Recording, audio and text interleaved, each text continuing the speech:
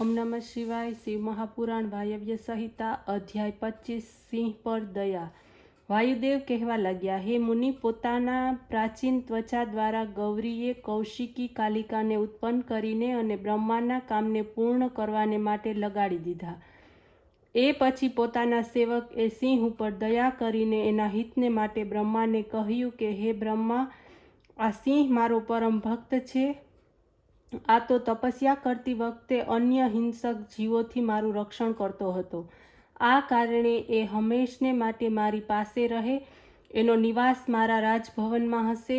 હવે હું એને લઈને પોતાના ઘરે જવા ઈચ્છું છું, મને આજ્ઞા આપો। આટલું સાંભળતા જ બ્રહ્મા બોલ્યા, હે જગદંબા, આ તો આપ સાપને દૂધ પીવડાવી રહ્યા છો। મને તો એમ લાગે છે કે આ કોઈ કપટી દૈત્ય છે। આ પ્રકારે તો આ ઋષિ મુનિઓના તેમજ અસંખ્ય જીવોના કંઈક રૂપ બનાવીને હિંસા કરશે, એટલા માટે એને પોતાના કર્મો ઉપર જ છોડી દેવામાં આવે। ત્યારે ગૌરી બોલ્યા, હે બ્રહ્મા, આપનું કહેવું સત્ય છે, પરંતુ એ મારા શરણે આવી ચૂક્યો છે, હંમેશા સેવા કરે છે, ત્યારે એને કેવી રીતે છોડી દેવામાં આવે? બ્રહ્મા બોલ્યા, હે પરમ કલ્યાણી, હું તો એને કર્મોના ફળને ભોગવનારો સમજતો હતો। મને ખબર નથી કે આ આપની ભક્તિમાં રંગાઈ ચૂક્યો છે અને આપનો પરમ ભક્ત છે। જો એમ હોય તો એ નિષ્પાપ છે, આપનો પરમ સેવા પાત્ર છે। વાયુદેવ બોલ્યા। બ્રહ્મા આ પ્રમાણે કહીને ત્યાંથી અંતર્ધ્યાન થઈ ગયા। પછી ગૌરી પોતાના પિતાને ત્યાં સિંહની સાથે લઈ જઈને મંદરાચલ પર્વત પર ભગવાન શંકરની પાસે પહોંચ્યા।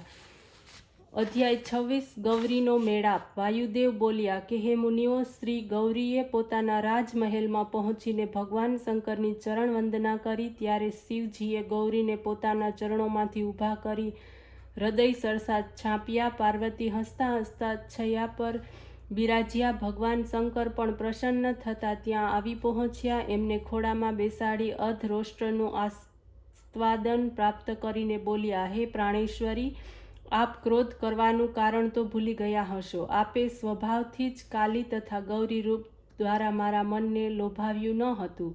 આપણા બંનેનો પ્રેમ સાધારણ જીવોના જેવો નથી। આ કારણે આપણો પરસ્પર કોઈ પણ પ્રકારે વિદ્વેષ ન થવો જોઈએ।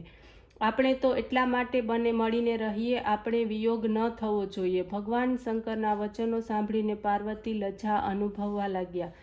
હે દેવાધિદેવ, આપની કૃપાથી મેં કૌશિકી નામની એક કન્યાને ઉત્પન્ન કરી છે। તે અત્યંત રૂપ, બળ, પરાક્રમથી યુક્ત છે। એણે વિંધ્યાચળની ગુફામાં જઈને શુંભ નિશુંભ બે દૈત્યોનો સંહાર કર્યો છે અને એ તે શક્તિ છે જેની આરાધનાથી માનવગણ પ્રત્યક્ષ ફળની પ્રાપ્તિ કરી શકે છે। બ્રહ્માદિક દેવતા પણ એની આરાધના કર્યા કરશે, એના દ્વારા લોકોની રક્ષા થશે। ગૌરીએ આટલું કહીને પછી પોતાની સખીઓ દ્વારા સિંહને બોલાવીને સદાશિવને ફરી કહ્યું, હે સ્વામી, આ પોતાના અનુસર સિંહને પણ હું મારી સાથે લેતી આવી છું। તે તપસ્યા કરતી વખતે મારી સેવા તથા રક્ષણ કરતો હતો, એના ઉપર પણ આપ કૃપા કરો, એ મારા દ્વારે દ્વારપાળ થઈને બેસે। વાયુદેવ બોલ્યા, હે ઋષિઓ, આ રીતે ગૌરી નમ્રતાપૂર્વક વચન સાંભળીને શંકર હસતા હસતા સિંહને દ્વારપાળોના ચિહ્નોથી સુશોભિત કરી દીધો।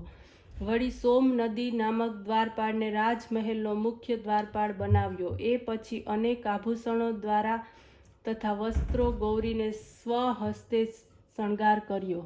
ઓમ નમઃ શિવાય।